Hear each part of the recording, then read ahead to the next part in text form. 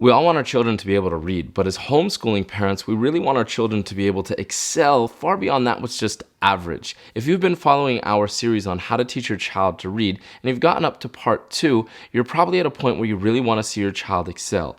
In this video, part 3 of our series on how to teach your child to read, we're really going to be focusing on how to take your child from an average reading level and bringing them far beyond that which is going to make them capable for university studies, rather bringing them to a point where they're never going to need your assistance again, and they can pretty much pick up anything they have available to them, read it, and understand it.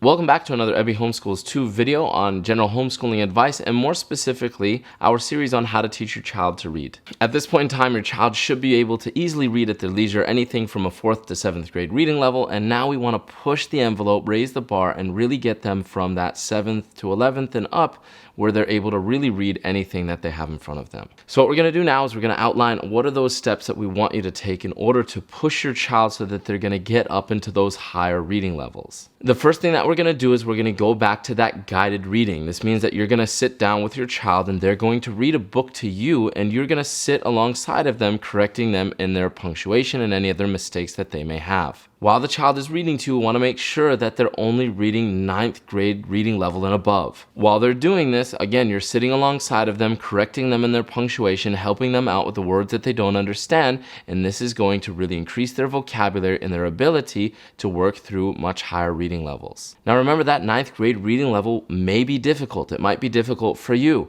You might be saying, wait a second, I graduated from high school, I got a college degree. Why would 9th grade reading level be difficult? Well, the reality is that some reports say that the average college freshman only reads at about a 7th grade reading level. What books you use, again, that's really up to you. You could use the books that we use, you could use something else. That's really your own personal preference or what your child might be a little bit more interested in, but we do suggest that you don't allow them at this stage in this process of guided reading to read anything that's below a 9th grade reading level. The first book that we did in this process of guided reading with our child was Oliver Twist. Now, anything from Charles Dickens is going to be between a 9th and 10th grade reading level.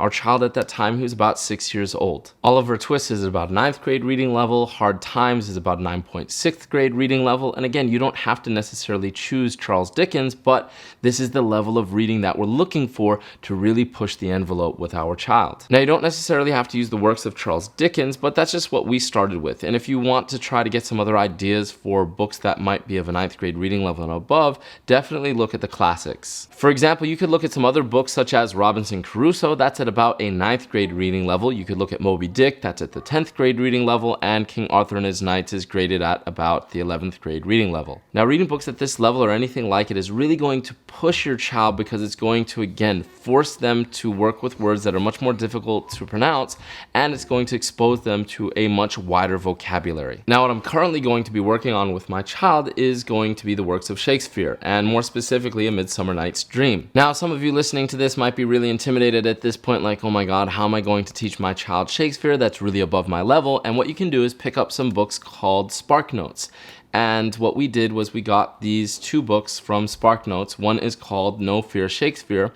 And basically what this book does is it has on one page the original text from Shakespeare, and on the opposite page, it basically has simplified English that any common person could understand. It's basically, what is he trying to say? Now, the next book is just Spark Notes, A Midsummer Night's Dream.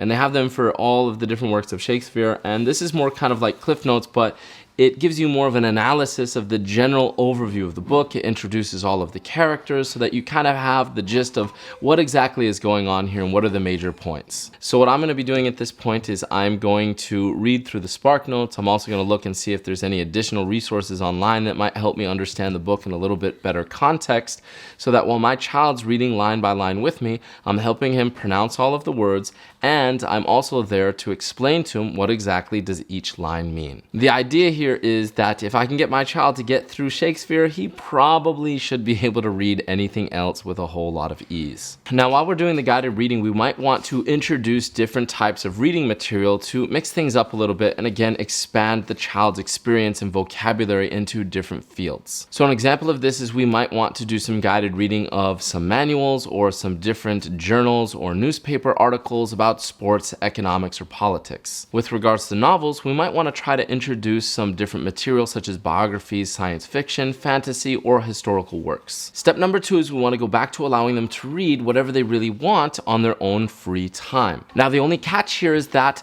in their own free reading time, we want to make sure that the books that they are choosing are nowhere below a 5th or 6th grade reading level. We want to make sure that all of those books that they're reading are at least 5th to 6th grade and above. Now, while it is their own free reading time, you do want to give a little bit of guidance in the books that they are reading. Again, you don't want to allow them to read anything below a 5th or 6th grade reading level, and you want to try to get them to vary the different types of novels that they are reading. For example, you don't want them reading all of the books from just one specific author, and you do want to try to vary the genres that they're reading from. This is really just to give them a whole lot more exposure to the different types of books that are out there, and again, it's going to always introduce new vocabulary. Now, there are some things that you want to do during this process. First and foremost is you want to encourage them to ask whenever they don't understand the meanings of words. Don't allow them to just read through it, and if they don't understand, just keep skipping through things.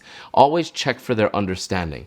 And step 2 in that is that if you can, try to get them to summarize for you each day a little bit about what they're reading.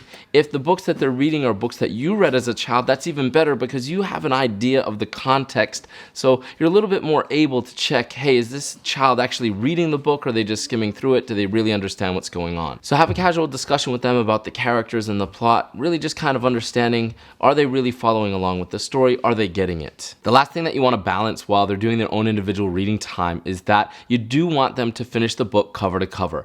But don't be so rigid that if the book truly is lame that you don't allow them to put it down and choose another book. Because if you force them to read through a book that is really lame and boring to them, that might have a negative effect, which isn't really going to help us in the process of encouraging them to read on their own. This process alone should really bear a lot of results. If you're working with your child to read at a 9th, 10th, or 11th grade reading level, and then they're going back to reading 6th, 7th, and 8th grade reading level books, they're going to do so with a whole lot more ease than you saw previously. As you go through the process, eventually, if they so desire, they're going to really be able to go into those books now at the 9th, 10th, and 11th grade reading level because you've prepared them to be able to do so. Now, one thing that you could do as a little bit of encouragement for your child, if you find that the content is suitable, is allow your child to watch the movie production of the novel that they've just recently finished. Now, this isn't something that we did for the vast majority of the novels that our child read, but again, if we found that the content was suitable, and definitely screen anything that you're ever going to let your children watch. But if we found that it was suitable, occasionally we would allow our child to watch the movie as a little bit of a treat or an incentive to finish the book. Now, using this as an incentive for the child to read was definitely an exception for us and not the rule. And that's for 2 reasons. First is because we want the child to read for the sake of reading.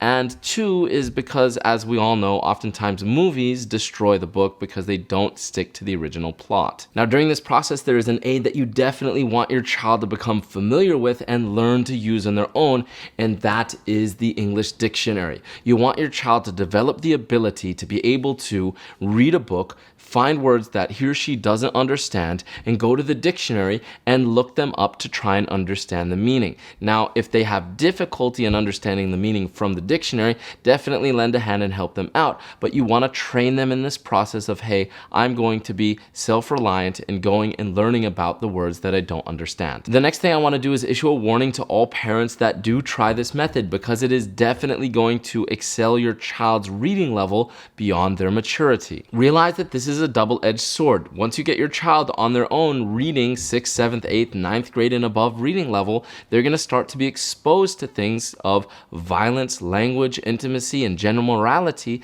that maybe you don't want them exposed to, or they might not necessarily easily be able to understand, or you're not really ready to have those conversations with them. So understand that once you open those doors, it's really hard to close them. Lastly, I want to tell you that this method definitely does work. How do I know that it works? Well, here are 4,795 pages that my 8-year-old has read in the past 140 days. Now that's an average of 34 pages a day. Do I think that my child achieved this because he has some special abilities? No, not at all. I really think that any average child should be able to accomplish this if they have a parent who cares and gives them the time, and the child cooperates to some general degree with the parent in this process. In fact, it's quite possible that there's many children out there that are reading not only more than this, but at a higher level. Now, those 34 pages a day is an average. There are plenty of days where he doesn't want to read, or it's difficult for us to encourage him to read, or he doesn't really want to read as much as he does on other days. Don't get this idea that this is some easy process where there's no effort that needs to be put into it, either on the parent side or the child's side,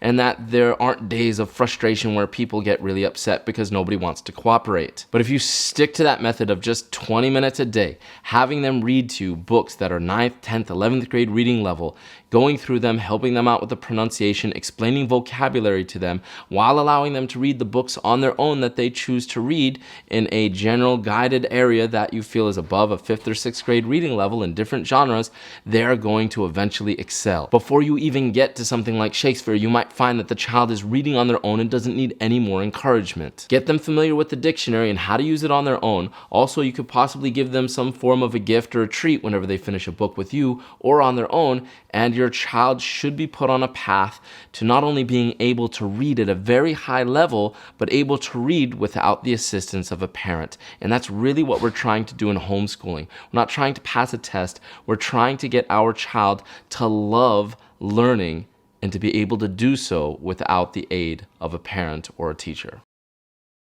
Thanks for stopping by and checking out another one of our general homeschooling advice videos at AbiHomeschoolsToo. If this is your first time, we'd love to have you subscribe. If you have any questions, comments, or complaints, you can leave them down in the comments section below. We really hope that you have a successful journey in educating your children on how to read to the point where they're able to read by themselves. This is our method. If it works for you, that's awesome. If it doesn't, try something else. You can always follow us on Facebook, Twitter, and Instagram. Thanks for stopping by, and we'll see you next time.